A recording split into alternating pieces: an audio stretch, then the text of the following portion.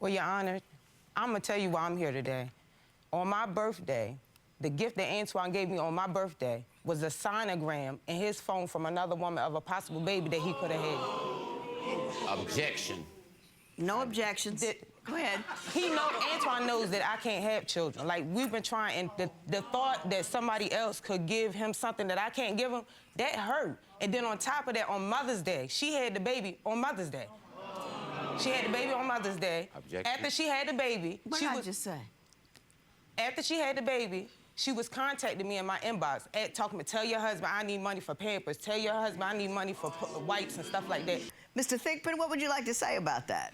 Your Honor, first of all, I found out the same day. Uh-huh. I did not know nothing about no sonogram, right. no nothing. I was trying to get back with my wife. Right. And when I found out about the sonogram, it was the same time, the same day she found out about it. I didn't tell her because we trying to get back in a good place. It's her birthday. But Your Honor, I didn't want to. When I found but the you knew sonogram, that. Hang on, you knew there was a possibility, though, right? No, when I got the sonogram, that's when I knew.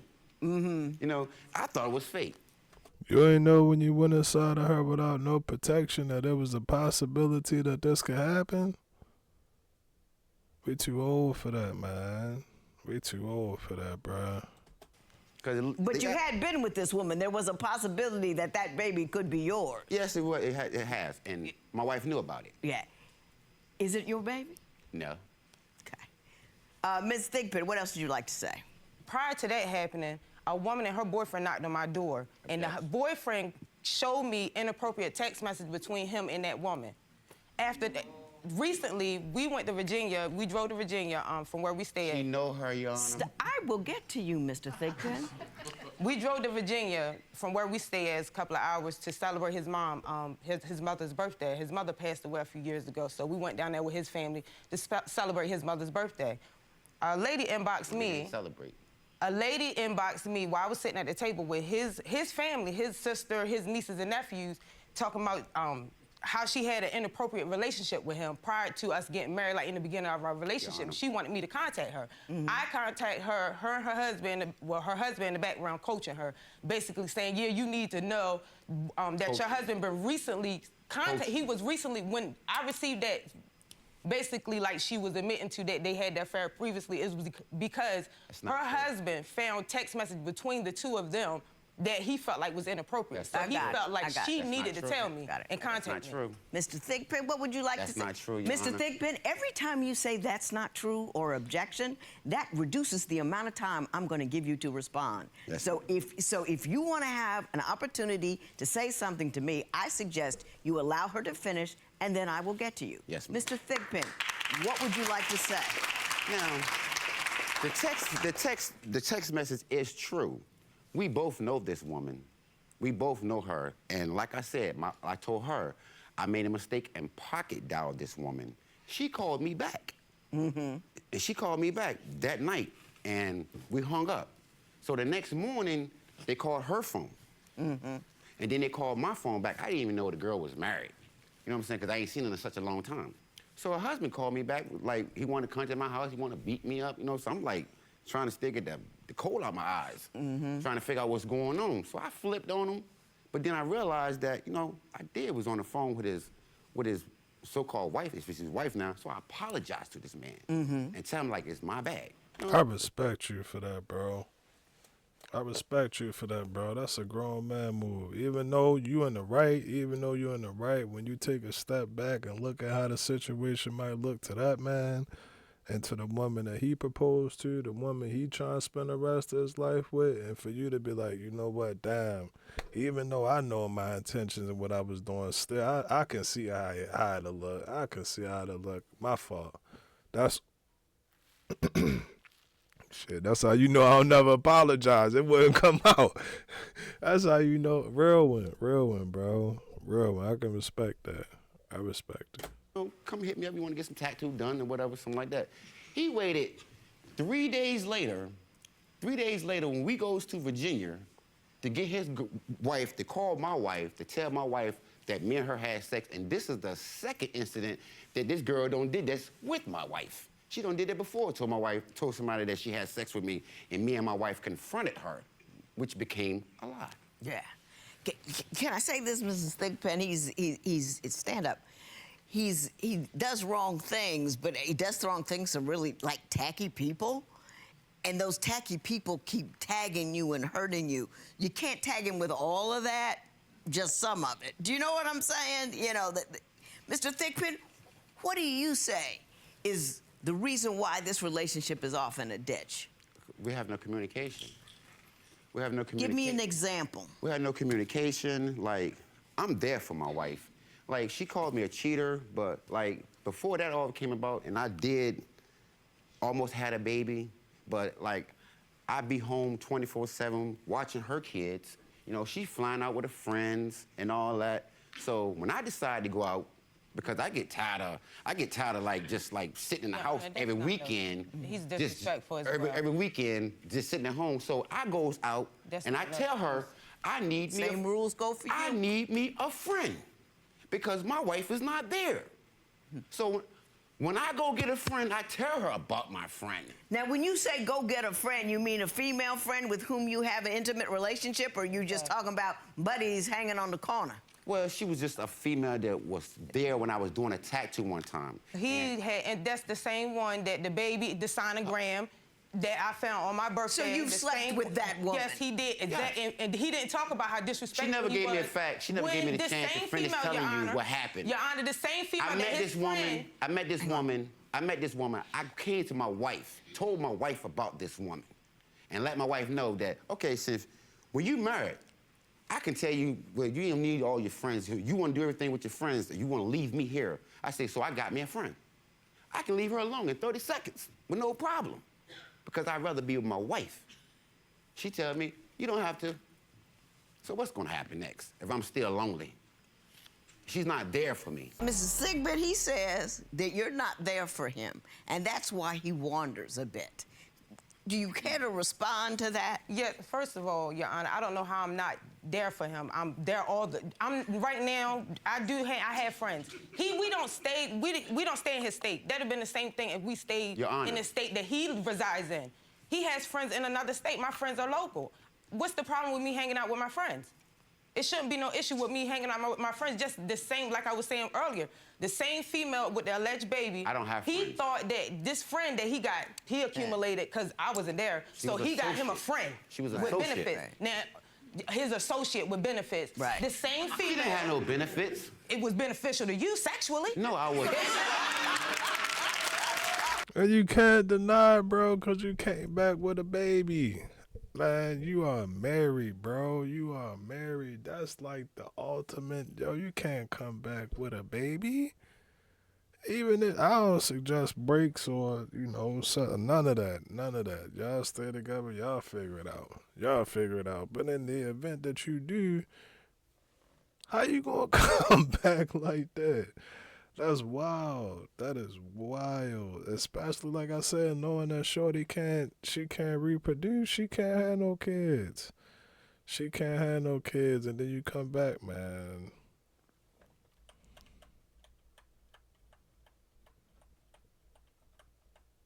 Where it go? All your friends who... She just look at that. Sheesh, man. I was saying earlier, No, I wasn't. Anyway, like I was saying, this same friend he had unprotected sex with, he thought that he had contacted something, got a disease. So what he do is, he has these pills, he come up with these pills in the kitchen. Baby, why don't you take one of these, because it's gonna clean your system. I was like, I don't need to clean my system. I don't do drugs, so I don't need to clean my system.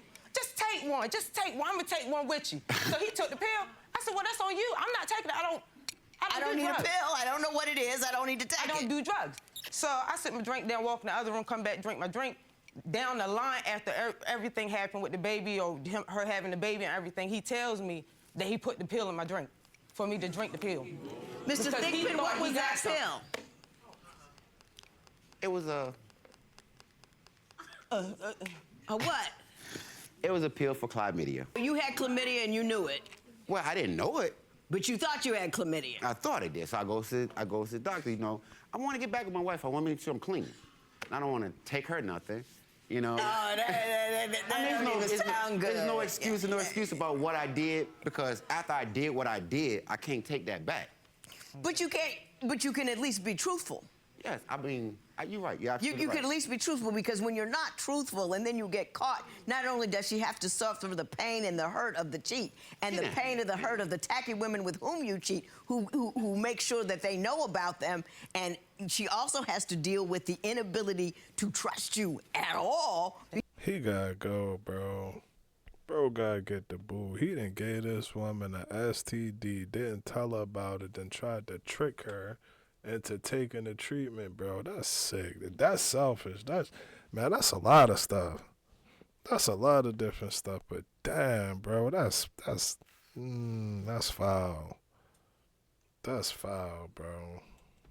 Because she knows you cheat with tacky people, and you lie. You say that he's very rigid, and if you don't agree with him, he can get loud and aggressive and unkind and verbally abusive. Tell me about that. Yes, one time I was at my job. I don't even remember what we were arguing about, but Antoine was so loud and belligerent in the vehicle that my coworkers heard him, and they called me because they were concerned. They were like, Jessica, you okay? Or is everything all right? Stop. They contacted me just to make sure I was okay.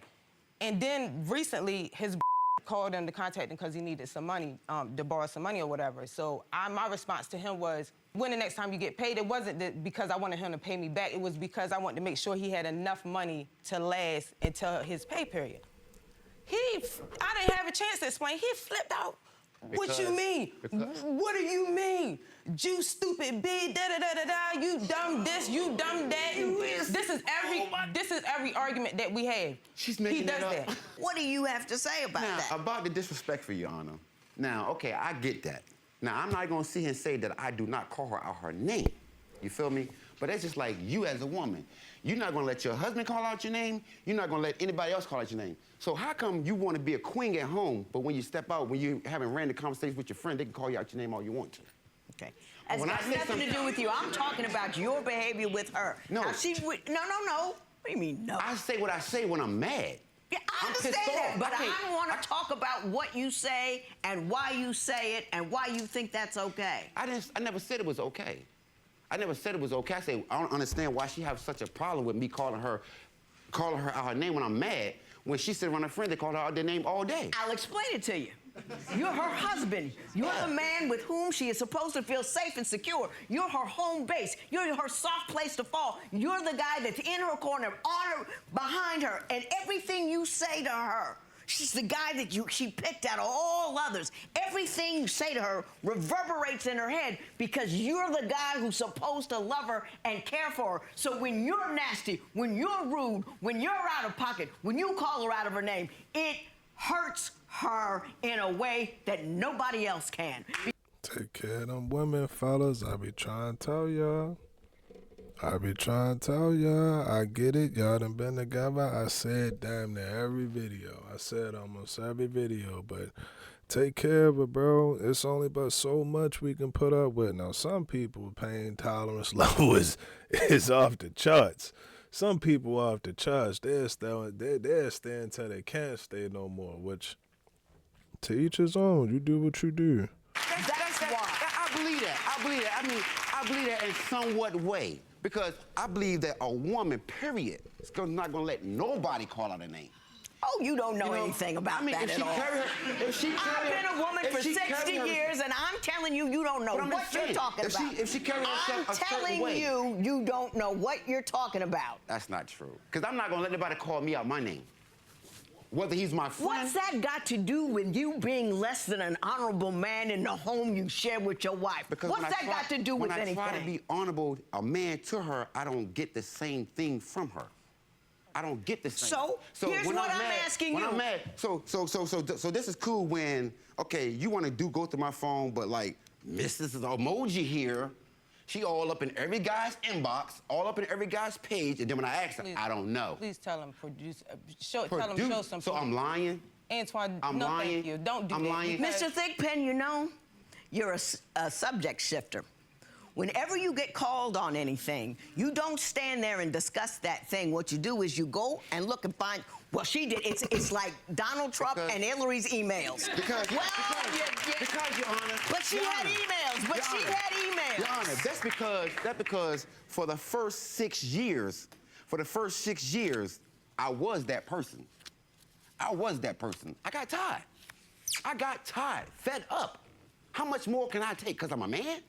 She can do whatever she want to do because I'm a man? Nobody is saying that. Basically, no, Mr. Thigpen, you are a rude individual. How, Your Honor? You won't let me finish speaking. I'm sorry. And I'm a judge. You're right. You're absolutely right. You know what I mean? And so I know how you come off at home. Not like correct that. at all. Not like that, Your Honor. Not like that. It seems to me that you don't hear her hurt at all. You can't address what you've done wrong because you're so busy saying she's done wrong. So you want $300 for the cost of a cell phone bill because you don't want to pay for him sending inappropriate message to other women. Yes, and I have a message right here. And this is not even the woman that knocked on the door, or the woman that called my phone, or the woman that had the possible baby. So there's another one. So what about she going through my phone so much? How come I got to pay the bill? She the one going through the phone. Why don't she pay for it? You had an opportunity to bring a claim if you wanted to. You did not. She signed me up for college, Your Honor, that I didn't even know nothing about. How dare you? How dare you? You know what, Mr. Thigpen? I'm going to invite you to leave. Goodbye.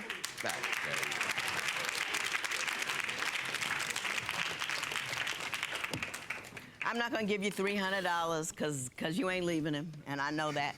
And you and I are going to have a conversation woman to woman. You get in a situation where you're married to a guy and you kind of feel like this is where I am, this is where I'm stuck. And he does a little bit wrong and then a little more wrong and then a little more wrong. And he kind of slow walks you into darkness and a hell that you never would have signed up for had you known about it to begin with. Might I ask you to find some personal strength? I want you to go to a counselor. I don't want no marriage counseling here. I want you to go to a counselor because you're a beautiful woman, you're an intelligent woman, you're a capable woman, and there is absolutely no reason why you should have to live in the dark of a relationship where a man runs around, brings you home diseases, runs around with tacky people who cause you all kinds of drama and pain. And I just don't think that, I think that people who get stuck in the dark of a relationship don't even know where the door is anymore. Do you understand what I'm saying? I'm not telling you to leave. I just want you to know where the door is. I want you to have the capacity to go should he be at it again. I want you to have the ability to leave if this continues because you've earned more than that. And let me tell you something else. All of those names he calls you and stuff, that chips away at who you are. It chips away at your self-esteem. And one day you start to believe it. You may have started to believe it already, which might be the reason why you can't go. I know you have a lot of time invested in him, and I know maybe you won't leave at all. But go into counseling so you just don't have to live the dark that he spews in your direction. Are you with me on that? Yes, ma'am. Go to counseling so feel better about yourself. So even if you don't leave him, you don't live all that negativity. Because, 20 minutes, I couldn't even take it. Do you know what I'm saying? You know what I mean? And he's never hurt me, but he's just an unpleasant, rude and raggedy individual. You love him. He probably has some good qualities. I bet you he's good at some things. He must be good at something. And I bet you he loves you and does nice things for you on occasion and all that kind of stuff. But what I saw here today was a frightening thing. It just, I don't want you to live in the dark, that's all. I just want you to know where the door is, even if you don't need to use it. You with me on that? Yes, ma'am. There will be no recovery in this matter. It is so ordered.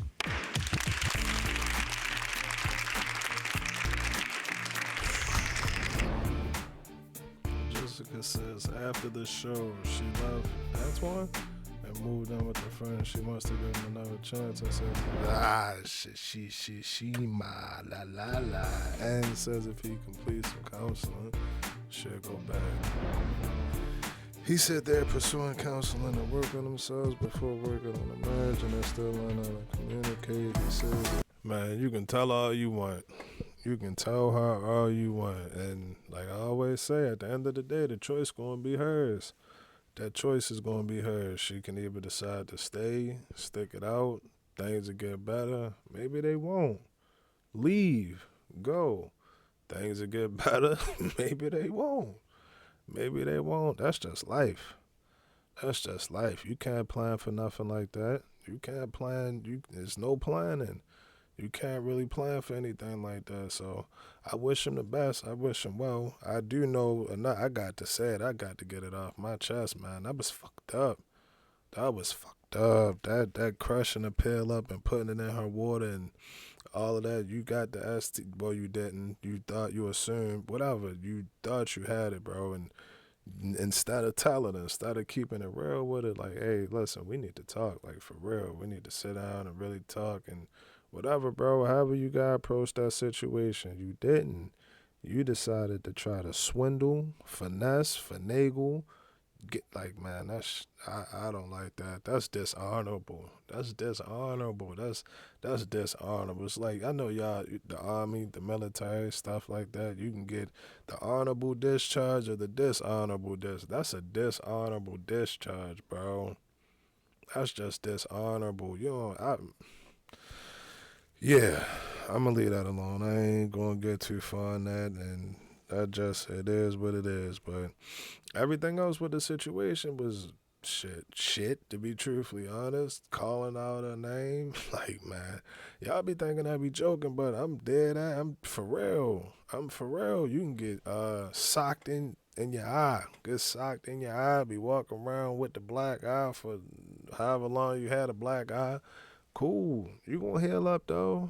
You'll heal up. You'll get right, and before you know it, you'll go back and you'll look and be like, "Damn, I remember I got a motherfucking black eye right there." Or you can get one to the lip. Now you got a busted lip. Your tooth that went into the lip a little. Yeah, you was fucked up. You was fucked up. Had to go get the Lord, whatever, mouthpiece, and yeah, now you healing up. All of that, bro, but you will heal. You will get right. And then before you know it, physically, you really won't even be able to tell. You straight, you good. But I tell y'all all of the time that mental abuse, them words, man, them words. Words are powerful, bro. Words are powerful. And you got to make sure you use them responsibly. Use them responsibly. I think that is the perfect way to end this outro. Y'all let me know what y'all think about that video, man. GTG, the family as always is love, and we out.